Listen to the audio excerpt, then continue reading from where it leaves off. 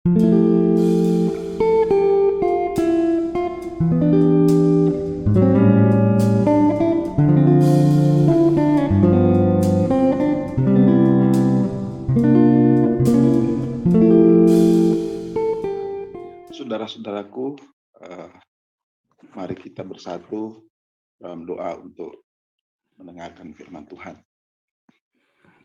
Bapa kami dalam surga, Bapa yang kami kenal dan kami panggil di dalam nama Tuhan kami Yesus Kristus.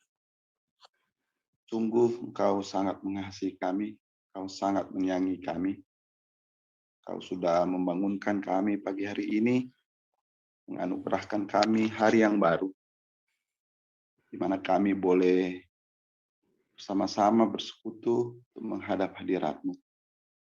Bapa, kami telah siap untuk menikmati roti hidup-Mu, roti yang mengenyangkan roh yang ada di dalam setiap kami. Biarlah firman yang akan disampaikan oleh Bapak Joseph Polsang boleh kami nikmati, firman-Mu boleh mengenyangkan roh yang ada di dalam setiap kami, dan biarlah firman-Mu boleh hidup, nyata, dan berkarya di dalam kehidupan kami. Berfirmanlah ya Tuhan, kami anak-anak-Mu telah siap untuk mendengarkan dan merenungkannya. Di dalam nama anak-Mu Tuhan kami Yesus Kristus, kami berdoa dan mengucap syukur. Haleluya, puji Tuhan, amin.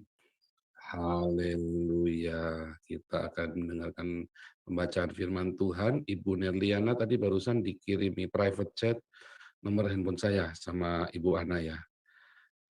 Oke, silakan di-unmute mikrofonnya. Ya. Baik, terima kasih. Selamat pagi buat Bapak, Ibu, dan Saudara sekalian. Mari kita renungkan pembacaan firman kita dari 2 Samuel 16, ayat 5-14, berbunyi demikian. Simei mengutuki Daud. Ketika Raja Daud telah sampai ke Bahurim, keluarlah dari sana seorang dari kaum keluarga Saul. Ia bernama Simei bin Gera. Sambil mendekati raja, ia terus-menerus mengutuk. Daud dan semua pegawai Raja Daud dilemparinya dengan batu, walaupun segenap tentara dan semua pahlawan berjalan di kiri kanannya. Beginilah perkataan Simei pada waktu ia mengutuk.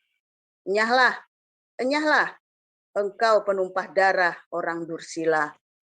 Tuhan telah membalas kepadamu segala darah keluarga Saul yang engkau gantikan menjadi raja. Tuhan telah menyerahkan kedudukan raja kepada anakmu Absalom. Sesungguhnya engkau sekarang dirundung malang, karena engkau seorang penumpah darah.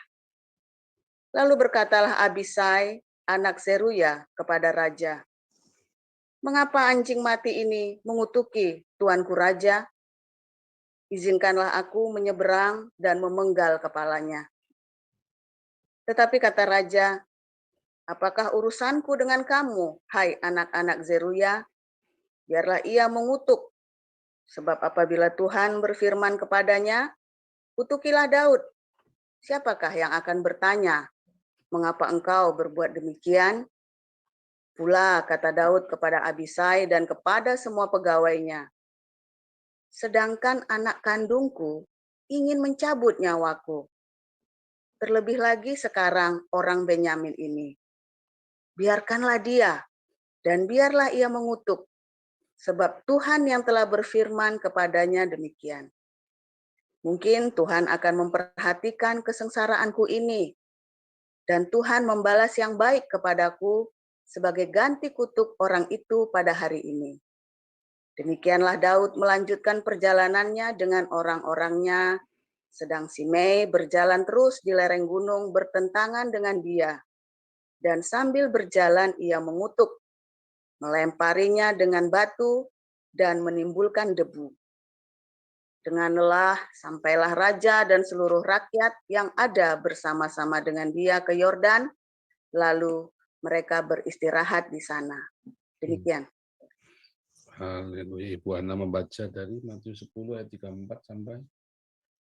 Matius 10, 34 sampai 39. Ya, punyamu mikrofonnya nyala, itu dimatikan dulu.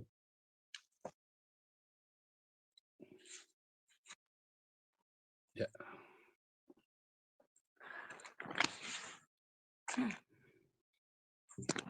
Matius 10 ayat 34 sampai 39. Janganlah kamu menyangka bahwa aku datang untuk membawa damai di atas bumi.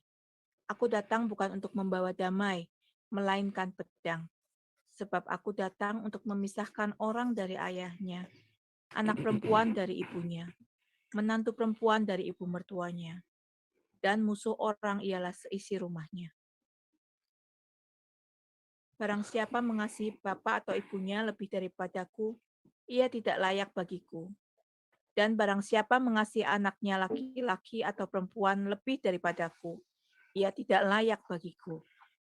Barang siapa tidak memikul salibnya dan mengikut aku, ia tidak layak bagiku. Barang siapa mempertahankan nyawanya, ia akan kehilangan nyawanya. Dan barang siapa kehilangan nyawanya karena aku, ia akan memperolehnya. Haleluya, luar biasa. Firman Tuhan selalu luar biasa. Ya, selalu ada rema tiap hari kalau engkau hidup di dalam agape Kristus, dalam diakonia, dalam marturia, mengampuni, mengasihi, memberkati, maka firman Tuhan akan terus jadi kehidupan, bukan cuma tulisan-tulisan yang mati. Ya, kita hari ini belajar berbahagialah orang yang membawa damai. Itu terjemahannya dari kata ini ya, Eiren Powieo. Jadi bukan cuma bawa. Kalau tadi Matius 10:34, jangan kamu kira aku bawa damai. Nah, itu dari kata balo, ya. Erin balo, membawa satunya balo itu ngedrop, ya. Jatuhin gitu ya, misalnya ini ada barang. Nah, saya tunjukkan ya. Drop balo. Nah, misalnya ini ada satu ini barang ini ya. Nah, ini saya bawa ballpoint. Nah, saya jatuhin tuh. Nah, itu balo. Saya ngedropin. Lagi dalam kelompok, terus saya lempar aja. Kayak orang lempar petasan ke gereja itu loh. Kalau itu teman-teman tetangga-tetanggamu lempar petasan ke gereja. Nah, itu namanya ngedrop itu. Ngedropin. Atau melempar. Jangan kira aku datang untuk melempar damai. Kata Yesus. Nah, orang-orang Islam tuh suka tuh, Yesus tidak datang membawa damai. Salah, bukan. Artinya, damai itu bukan cuma dilempar begitu saja. Sama seperti pedang itu dilempar. Ya. Tetapi kalau kita balik ke Matius 10 ayat 9, berbahagialah orang yang membawa damai karena ia akan disebut anak-anak Allah. Itu juga bukan kata membawa seperti ngedrop begitu, bukan. Atau dia nenteng-nenteng damai, bukan. Bukan ya, kecuali dia punya anjing namanya damai ditenteng-tenteng, nah, itu beda lagi. Bukan ya, bukan. Tapi yang dimaksud adalah kata Eiren Poieo, ya, itu menciptakan. Sama seperti pada mulanya Allah menciptakan langit dan bumi. Ya, sama seperti ketika Yesus menciptakan air menjadi anggur. Enarche poiesen theo ho uranon kai ho gen. Pada mulanya Allah menciptakan. Nah, itu sama tuh, dari kata yang sama, menciptakan damai. Barang siapa menciptakan damai, ia disebut anak-anak Allah. Jadi damai itu tidak sekonyong-konyong dibawa tenteng-tenteng, aku damai, ya, kecuali nama Anda damai atau Anda punya anjing namanya damai. Nah, itu kasih damai, ya, begitu ya. Ya kan? Bukan seperti itu. Damai itu adalah sebuah hal yang diciptakan. Bukan sekonyong-konyong, damai, damai, damai, damai, damai. Ya, ini kalau sudah lagi ledek-ledekan, lagi debat kusir, lagi berapologetik, ya kan? Kalau saudara kalah debat, oke, lakum dinukum waliyadin, udah, agamaku. Bukan begitu, damai itu nggak seperti itu. Damai itu kau ciptakan, dan itu butuh proses di dalam penciptaannya. Enggak sekonyong-konyong ujuk-ujuk jadi. Ada proses di dalam damai itu. Beda halnya ketika Yesus berkata di dalam Matius 10 ayat 34, aku datang bukan membawa, ngedropin itu loh, atau ngelempar damai. Damai. Enggak, damai itu enggak dilempar begitu aja. Enggak, aku datang, iya kalau pedang itu memang cuma dilempar. Maka tadi dikatakan apa tadi? Selanjutnya tadi aku datang membawa pedang, terus apa? Coba baca lagi. 10 ayat 35. Sebab aku datang untuk memisahkan orang dari ayahnya, Mm-mm. anak perempuan Oh, dari pelan-pelan. ibunya, Orang dari ayahnya. Terus anak perempuan dari ibunya, anak Menantu perempuan dari ibunya. menantu Terus perempuan dari ibu mertuanya, menantu dari mertuanya. Terus dan musuh orang ialah orang-orang seisi rumah. musuh setiap orang adalah seisi rumahnya. Coba bayangin. Ketika kamu menerima Yesus sebagai Tuhan dan Juru Selamat, dan saudara-saudaramu masih Muslim atau dari fanatik agama lain, itu Anda sedang menjadi musuh bagi mereka. Ya, saya dulu pernah bersaksi ya, ada teman saya dari agama kepercayaan, tapi fanatik banget dan dia tidak suka sekali dengan orang Kristen. Ya, entah kenapa saya juga ngerti salah apa orang Kristen sama dia, pokoknya dia nggak suka aja sama orang Kristen. Ya, nah terus anak ini teman kita main dulu waktu kecil ya. Terus waktu SMA satu sekolah sama saya, SMA di negeri ya. Terus tiap hari kita ketemu di angkot. Dari kecil kita tetangga, rumahnya sebelahan persis, tapi kita nggak pernah main sama. Tetapi waktu sekolah karena satu kelas dan naik angkot selalu bareng, akhirnya kan kita kenal. Ya sudah lama kenal, tapi kita nggak berhubungan karena dia pokoknya orang tuanya nggak boleh ngelarang anaknya main sama saya.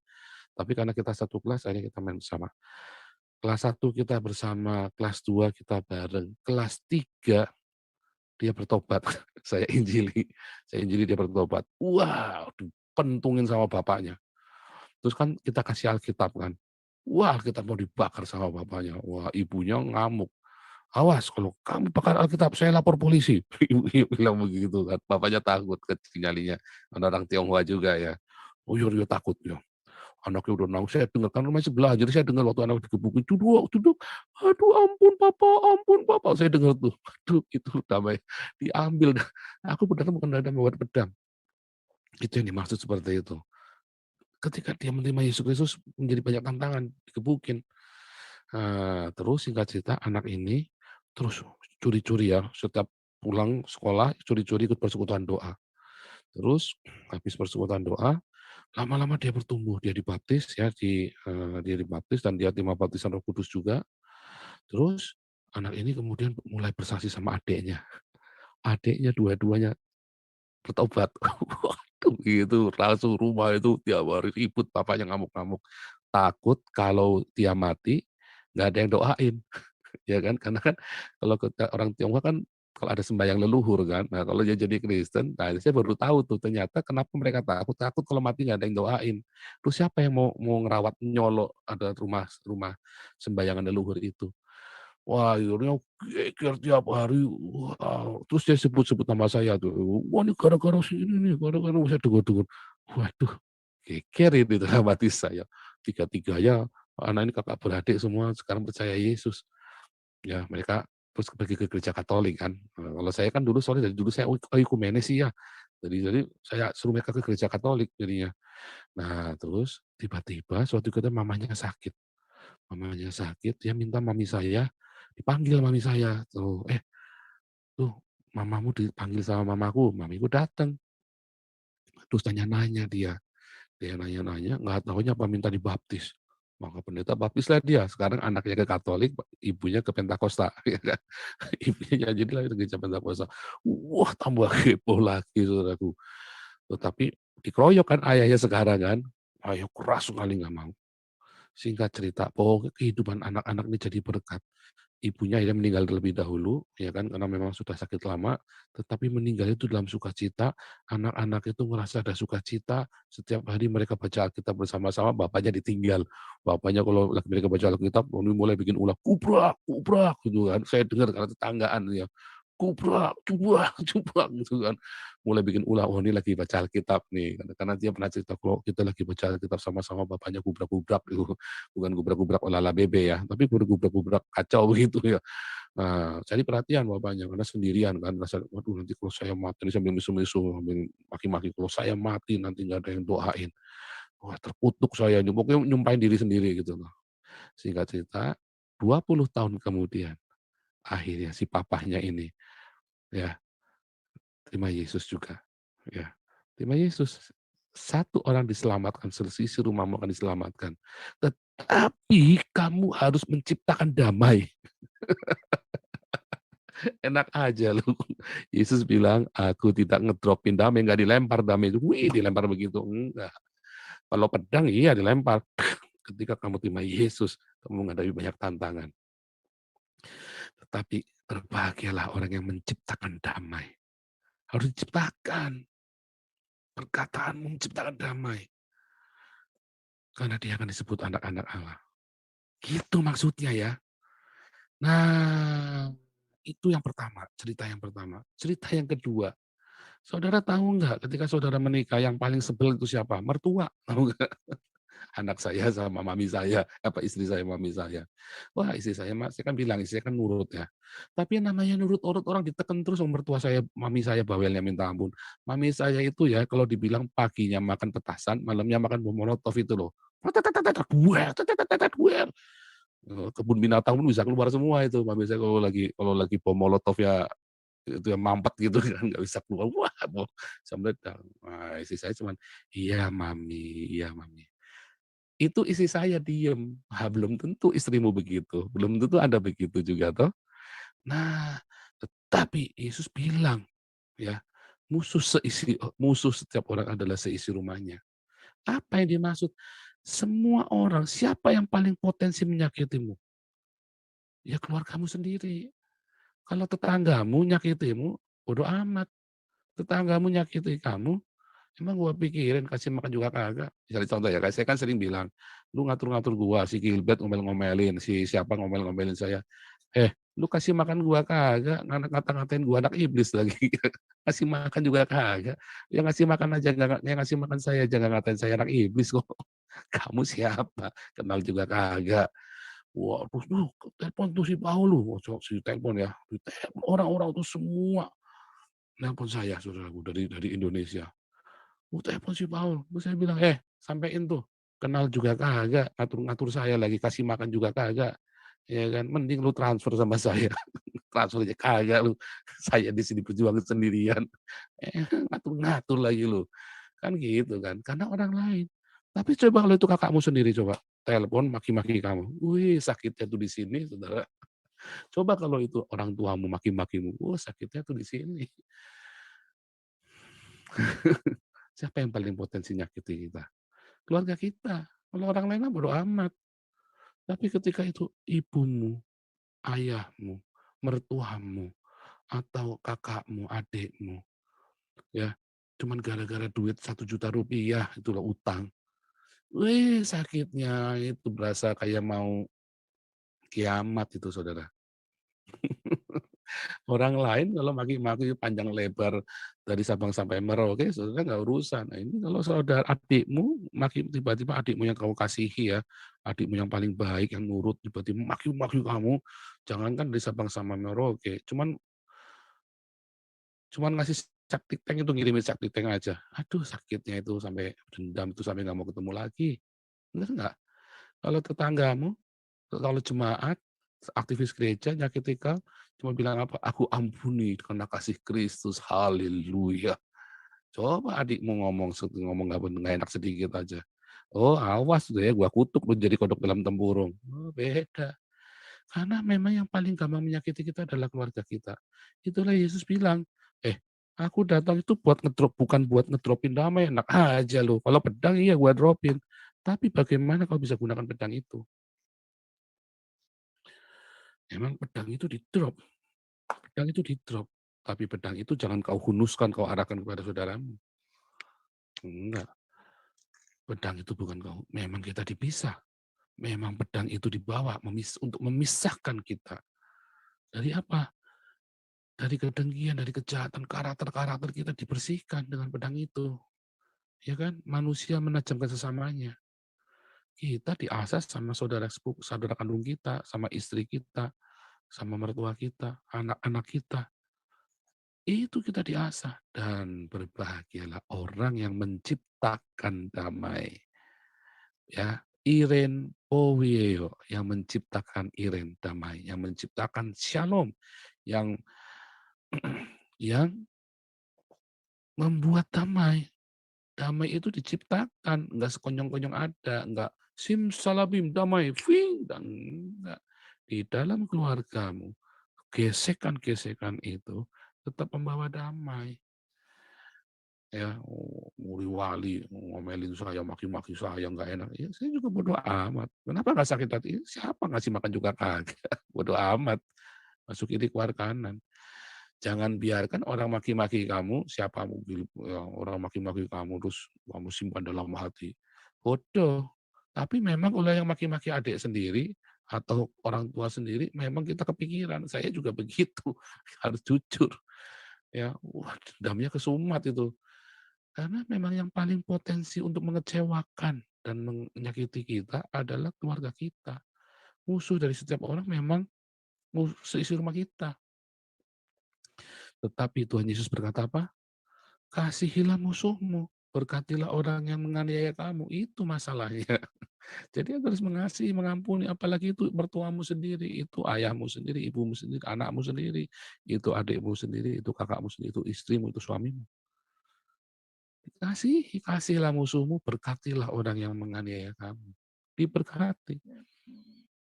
Ya, berbahagialah orang yang membawa damai. Karena dia akan disebut dengan anak-anak Allah. Waktu Daud dikejar-kejar sama Absalom, ya kan, sama anaknya sendiri kan, dia bawa pasukannya, dia cepat-cepat supaya jangan apa? Supaya jangan perang. Ya, supaya jangan perang. Itulah yang dilakukan oleh Soekarno. Supaya jangan perang saudara. Ya, itu yang dilakukan oleh Gus Dur. Supaya jangan perang saudara dari orang-orang kurang ajar ini. Supaya jangan perang.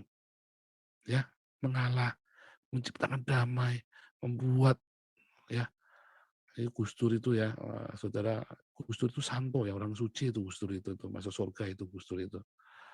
Dia disebut anak Allah. Kalau Soekarno saya nggak tahu ya, tapi kalau Gus Dur itu disebut dengan anak-anak Allah. Satu, dia percaya Yesus Kristus adalah Tuhan dan Juru Selamatnya. Kedua, beliau itu juga membawa damai. Makanya beliau itu santo Gus Dur. Tetapi saya lagi lihat teladan itu loh, bagaimana beliau menghadirkan damai itu dalam kemanusiaan. Saya ingat ya, yang mengkhianati Gus Dur kan anak buahnya sendiri, ya kan? Dari grupnya dia sendiri. Persis seperti Daud kejadiannya. Tapi kita nggak mau cerita Gus Durnya, kita lagi mau cerita persamaannya ya. Saya lagi cerita Daud dikhianati oleh keluarganya sendiri, oleh anaknya sendiri, ya kan? Dan dia lari. Ya, dia lari, dia bawa pasukannya supaya jangan perang. Kalau perang saudara mengerikan sekali. Ya, anaknya punya pasukan, dia punya pasukan. Dia lari. Nah, waktu dia lari dikejar sama Absalom. Nah, di tengah jalan dia dilemparin batu sama anaknya Saul, ya. Siapa? Simei di situ ya.